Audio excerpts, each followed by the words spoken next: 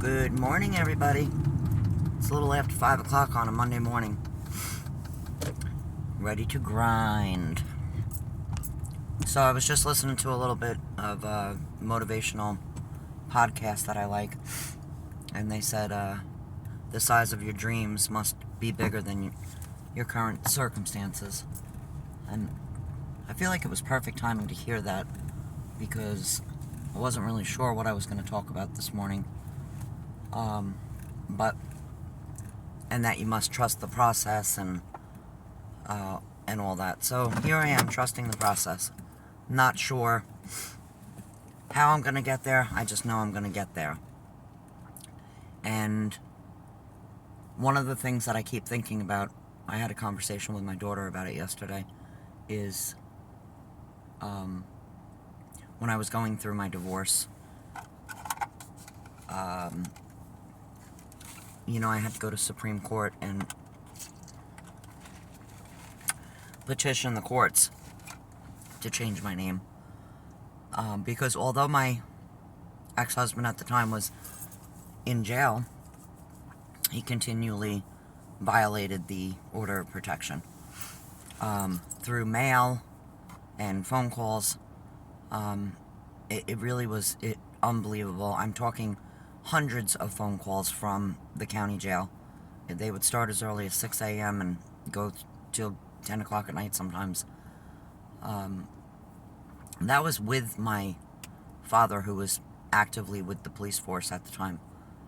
Even my father would call and say, like, what's going on here? Like, this is unbelievable. He would be calling my family members and my neighbors and friends, and it was insane. Sending 1-2 letters every day, begging and pleading to drop the charges and all kinds of crazy stuff.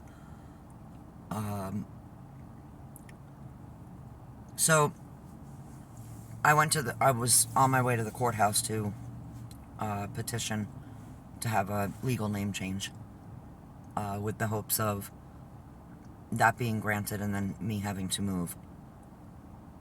And I was a mess. I was an emotional mess. I had 3 little girls. They were 8, 9 years old, my oldest girl was, and my middle girl had just turned 5, and my youngest girl was 2.5 years old. I didn't know what I was going to do for a living. I knew that I wasn't going to get any child support at that point.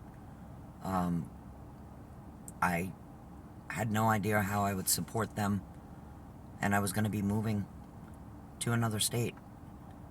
And literally when I was on my way to the courthouse, I was with a friend at the time, and he said, what are you going to do? What are you going to change your name to? And I thought for a minute, and I really hadn't thought about it. And we kind of joked about it, and I said, how do you just change your name? Like, do I want to be Stacy Smith, Stacy Jones, And anyway, at the time I used to watch Fear Factor, a show on TV, and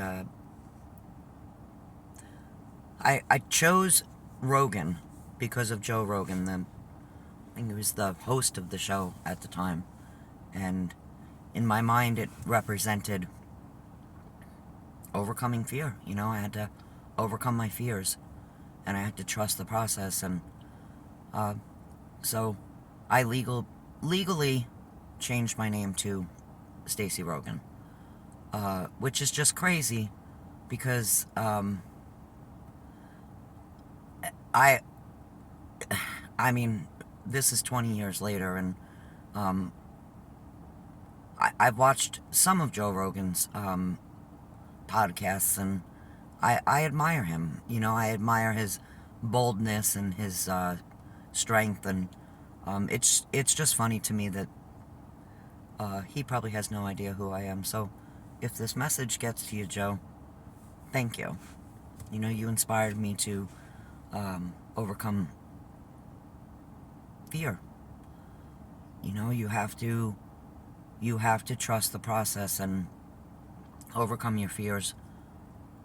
Your dreams do have to be bigger than your current circumstances, and I did it.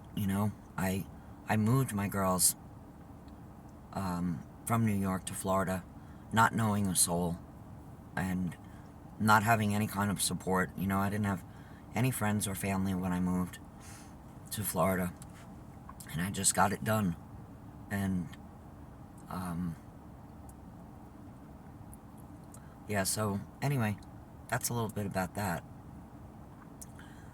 But it's Monday morning, and I'm going to stay focused on my goals. I'm going to trust the process. I hate that I keep saying I'm going to get better at this. But right now I'm pretty pumped about it. I'm seeing a little bit of growth on my YouTube channel. I'm not a very patient person.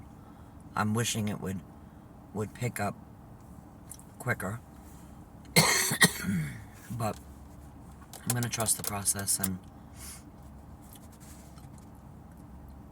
yeah, I'm really pumped about this. I'm really pumped about the fact that there is a potential for me to make some changes, some very serious changes. And you know what? You may not have been affected personally with any kind of domestic abuse or emotional abuse in your life, and that's fine. But I hope you'll consider, if you're a friend of mine or you come across my video and you like something you hear, supporting this cause, because it could happen to your daughter, it could happen to your sister, it could happen to it could happen to a friend. Restraining orders don't work, and they are providing a false sense of security for women out there. Yeah, resources need to be more available and easier for women to find. So that is my mission.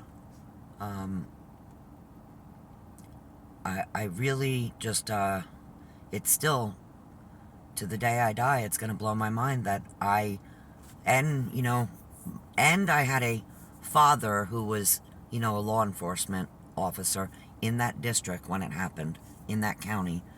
And it blows my mind to this day that my ex-husband was able to lead police on a 3-hour foot chase, then come back to the residence, take his vehicle, lead police on a high-speed chase, gets arrested, goes to jail. He's issued a restraining order, and then I put another additional charge on top of that for wiretapping my house, and he was released the next day. Less than 24 hours.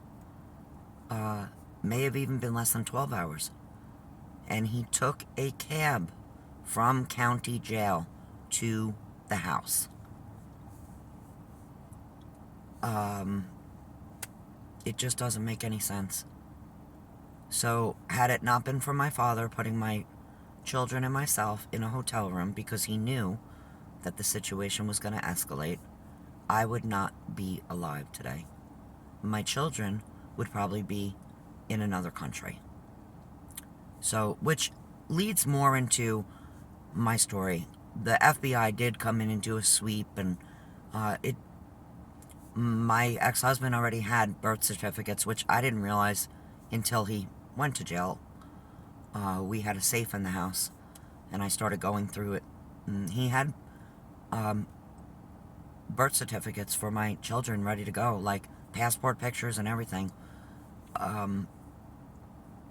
There's a lot more thing, and the other laws that I really would like to challenge is somebody who's been arrested for domestic violence. And mind you, before this happened, he was arrested for statutory rape, so he had that pending charge in the background on top of what started happening between him and I. And he was still able to go into his our life insurance, right? Life insurance policy, which we had paid into for 10 years, $102 a month or something like that. And he was able to take my name off of it, sign it over to his friend, and then have his friend come to my house and threaten me that if I didn't drop the charges, I would never see that cash value, whatever the cash value was at the time, $25,000, $30,000. Which I told the guy to fuck off. I told him to fuck off, and that's when I ended up having to wear a panic button. But I don't think that anybody who's been arrested and sitting in jail should have access to shutting down accounts. And yeah, he froze bank accounts and all kinds of things, like made it very difficult for me to do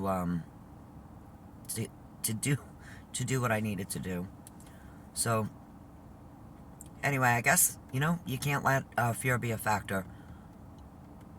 You need to overcome things in life sometimes and just keep pushing forward. So that's what I'm doing here with this YouTube channel. I know I'm all over the place, and but my intentions are to make people aware of that these changes that need to be made. I mean, yeah, these changes that need to be made. Anyway, thanks for everybody's support so far. I hope you all have a great day. Count your blessings. Don't give up. That's another thing. I was thinking about that last night. I hate to admit it. I hate to admit it. But there were so many times in my life that even after my divorce, like raising my 3 girls on my own, like I wanted to give up. I wanted to give up. I wanted to not wake up because it was hard. It was so hard, especially with no family support, or it was just hard. But you can't give up. Do it in spite of all the people that didn't believe in you. Do it in spite of your own demons, I think that's the biggest thing. Like, fight your own demons. Overcome yourself. Like, stop, get out of your ego, like, your ego and anything that you feel shameful about in your life, like, can destroy you if you don't confront it. So, yeah, get out of your own head. Get out of your own ego. Whatever shame you have, like, you gotta realize, like, if you knew better, you would have done better. I stayed in my marriage, that 10-year marriage, a lot longer than I should have because of my ego and because of shame. And it had nothing to do, really, I mean, the crazy thing is, I felt like I needed to prove a point to everybody who told me not to get involved with him, I guess. That was one of them, And then also, with my upbringing, my parents had been divorced, and I kind of felt very strongly that I would never get divorced. I would never do that to my children, and blah, blah, blah, blah. Well, when your husband's arrested for statutory rape and you're raising 3 daughters, and you're not happy either, you kind of have to challenge those beliefs, because at that point they're limiting beliefs, and I was willing to do whatever it took to find happiness. And I knew that I wasn't happy with him. And yeah, we had, worked our butts off and bought a house, and we had successful businesses that were thriving. He had a great job. We had that white picket fence, so to speak. And nobody knew that there was problems in the house. We went on vacation every year. We had new cars. But I'll tell you, when I laid down at night, many times, I had tears that would roll down my cheeks, and I kept thinking to myself, there has to be more to life than this, And then you've got that part of your brain where you're like, well, he comes home every night. He's not beating me. It's not that bad. it was bad. I was very, very unhappy. Anyway, I'm going to stop there because I've got a little frog in my throat. And I hope you all have a great day. Peace.